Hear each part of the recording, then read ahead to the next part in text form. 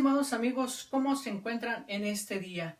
Bueno, el día de hoy vamos a tener no un video de sociología, sino un video de ética. Ya nos han pedido por medio de nuestras redes sociales que retomemos también un poquito esta materia de lo que viene siendo ética.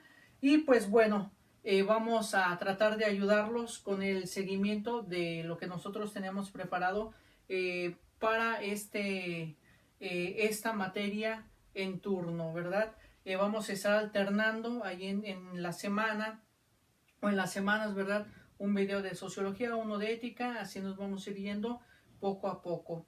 Bueno, pues retomando un poco ya le hemos hecho referencia a este apartado de ética, pues también vamos a entrar a nuestro capítulo número 2, que lo hemos titulado La construcción de la ética como una disciplina filosófica, ¿verdad? Que lo vamos a ir desglosando poco a poco en 4 o 5 temas, pues este capítulo número 2.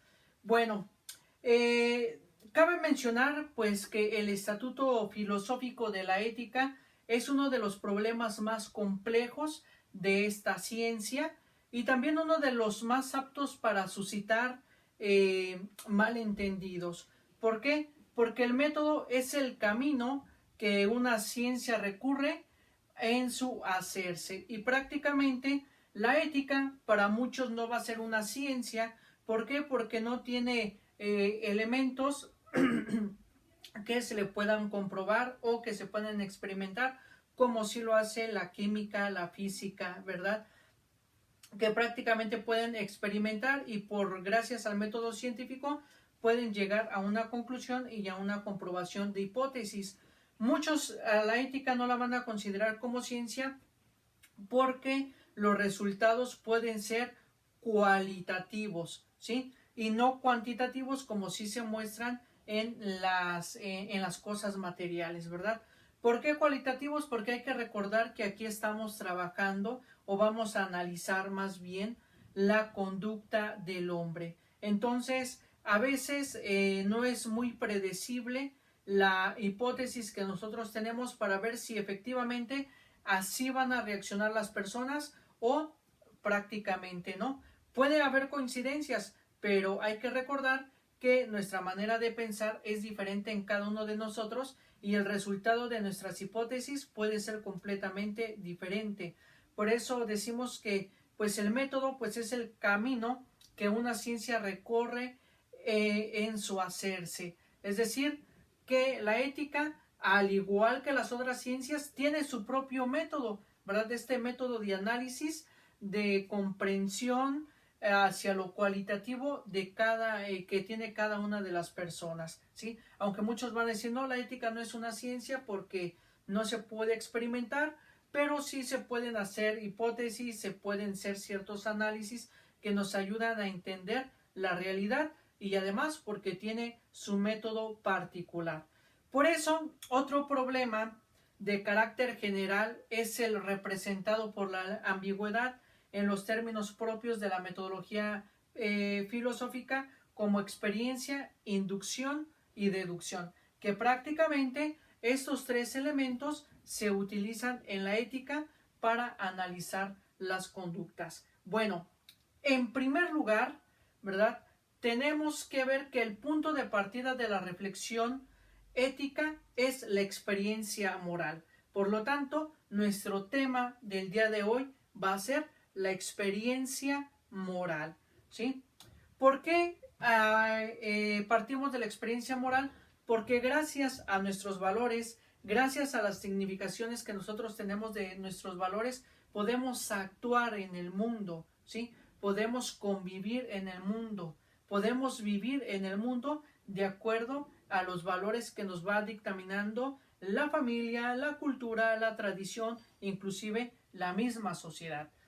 Como todo saber humano, pues ya tenemos en cuenta que la ética tiene como punto de partida y fuente de sus datos la experiencia, entendida como un contacto del hombre con el ser, es decir, con el mundo, consigo mismo, con los demás hombres, que tiene lugar gracias a la colaboración entre los sentidos y la inteligencia. Aquí cabe mencionar lo siguiente y recordar que nosotros conocemos o un tipo de conocimiento es a partir de lo experimental, ¿verdad? Nosotros hemos experimentado a lo largo de nuestra vida a identificar qué acción es la que le molesta a nuestro papá, a nuestra mamá, al esposo, a la esposa, al hijo, a la hija, qué es lo que les molesta y lo hemos experimentado, ¿verdad? Inclusive si regañan a los hijos ya saben qué castigo es eficiente para que hagan las cosas, ¿verdad? En el caso de los padres, ¿sí? ¿Por qué? Porque han experimentado a lo largo de su vida el cómo convivir con las demás personas y cómo convivir también con uno mismo. Uno mismo ha experimentado ciertas cosas eh, por, eh, por medio de nuestras diversas vivencias, ¿verdad? Amores, desamores, ilusiones, desilusiones, felicidades e infelicidades, alegrías, tristezas, vida, muerte, ¿verdad? Todo eso es la experiencia que nosotros vamos adquiriendo y que lo vamos haciendo algo moral, ¿sí? ¿Cómo lo convertimos en algo moral? Cuando nosotros somos capaces de darle un consejo a aquella persona que nosotros vemos triste en ese momento, ¿no? Tratamos de darle, inclusive decimos, vamos a darle apoyo moral, ¿verdad? Ese apoyo moral de animarlo, de entusiasmarlo, de despertarle pues esas ganas, ¿verdad? De quitarlo pues de este ámbito pues de la flaqueza, ¿verdad? Entonces, toda experiencia, ya sabemos, parte por medio de los sentidos y por medio del pensamiento, de la inteligencia. Más concretamente, con el punto de partida de la ética, es la experiencia de sujeto, es decir, la experiencia de la moral y la experiencia moral. Ojo, son dos cosas diferentes. La experiencia de la moral y la experiencia moral, ¿sí? Prácticamente con esto vemos que la ética es una ciencia independiente. ¿Por qué? Porque tiene su propio objeto de estudio. Ya en videos anteriores hemos señalado cuáles son los objetos de estudio de la ética. Objetos materiales y objetos formales, ¿verdad? Los materiales, la acción, lo formal, el pensamiento. Y esto lo hace ser una ciencia de manera independiente porque va a estudiar la moralidad que hay en el hombre, ¿sí? En este sentido, tenemos que el problema moral se plantea por sí solo, ¿sí? O mejor, surge porque el hombre es un ser moral por naturaleza y lo que está antes de ser un estudio de ética o de cualquier otra disciplina científica. Vean, si nosotros analizamos detenidamente a los pequeñines, vamos a ver que en ellos no hay malicia, hasta que el hombre les dice, no te hubieras dejado o no hubieras hecho esto, no. El hombre es un ser moral por naturaleza. Si ven a un niño que está llorando, todo el grupito de niños, ¿verdad? Va y alienta y lo abraza y lloran con él, etcétera, porque ese es el instinto que tiene la persona. Vemos a alguien que se cayó e inmediatamente habemos personas, algunas sí, algunas no, inmediatamente vamos a ayudarle a esa persona. Por muy malos que seamos, por decirlo de alguna manera, siempre hemos ayudado a alguien y puede ser que allí esté nuestra intención moral, ¿sí? Entonces, el problema moral, pues prácticamente se plantea desde el interior del hombre, ¿sí? ¿Por qué? Porque prácticamente nuestras acciones pueden ser buenas para algunos y malas para otros y viceversa, ¿sí? ¿Por qué? Porque tenemos una manera diferente de pensar. Por eso se habla del ser moral. Ojo, vamos a intentar definir aquí qué es lo que se intenta o lo que se entiende por ese ser moral. Con la primera expresión que acabamos de mencionar, la experiencia de la moral, ¿sí? Nos referimos al conocimiento de realidades morales o que tienen que ver con la moral alcanzado por la observación externa, ya sea directa o a través de la literatura, la historia, la educación, etc.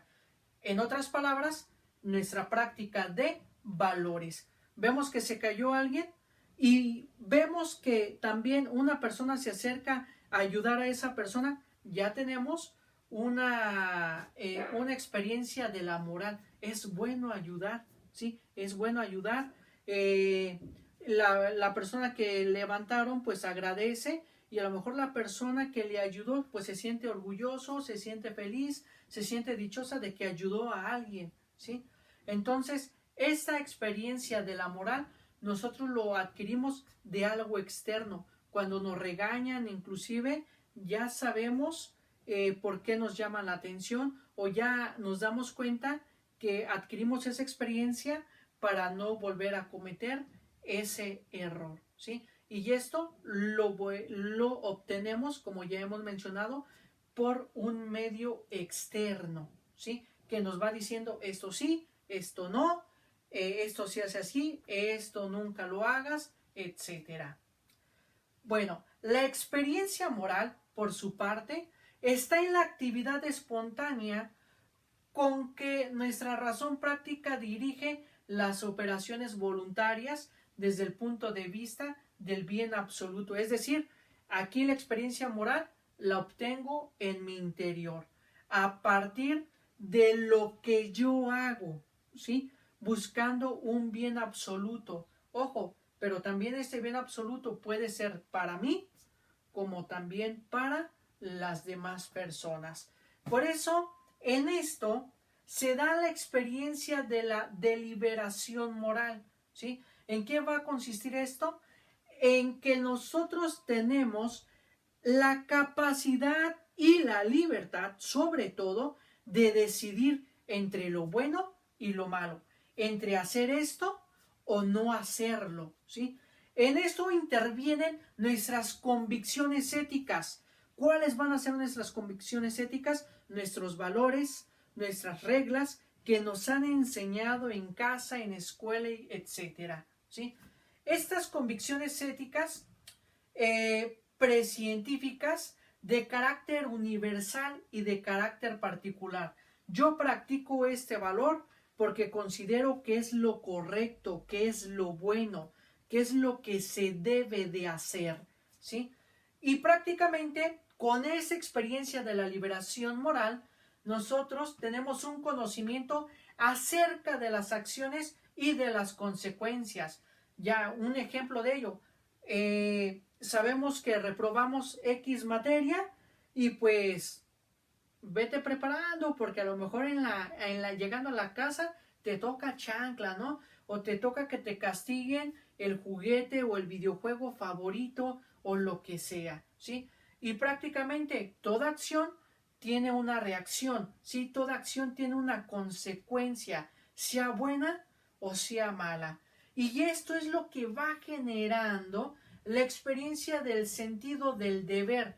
Por eso decíamos anteriormente, de cómo se deben hacer las cosas y cómo deben ser las cosas. En la ética nos enseña sobre el deber, ¿sí? Y si nosotros hacemos bien las cosas, entonces nosotros obtenemos la conciencia de la satisfacción o bien la conciencia de la culpa si nosotros realizamos mal alguna cosa. Entonces, la experiencia moral parte de nosotros, ¿sí? De nuestro interior, la experiencia de la moral de algo fuera de nosotros, pero algo en común que tienen estas dos experiencias es que parten de la liberación moral, es decir, de mi capacidad de decidir. Algo importante, porque esto sucede en nuestro mundo y cuando nos metemos a estudiar a la ética, nos damos cuenta que nadie es buen juez de sí mismo. Siempre andamos criticando a las demás personas, siempre andamos señalando en qué se equivocaron a las demás personas, pero no somos capaces a veces éticamente de reconocer nuestros propios errores, y si sabemos que estamos mal, ¿qué es lo que hacemos? Justificamos ese error para salir lo mejor librados de ese problema, ¿verdad? Por eso, si la experiencia moral es la fuente irrenunciable de la reflexión ética, la experiencia es también fuente de ilusiones y de errores. No porque sea engañosa en sí misma, sino porque por estas pretensiones personales, sociales, ideológicas, etcétera, que a veces la fuerzan y distorsionan. Prácticamente nosotros vamos aprendiendo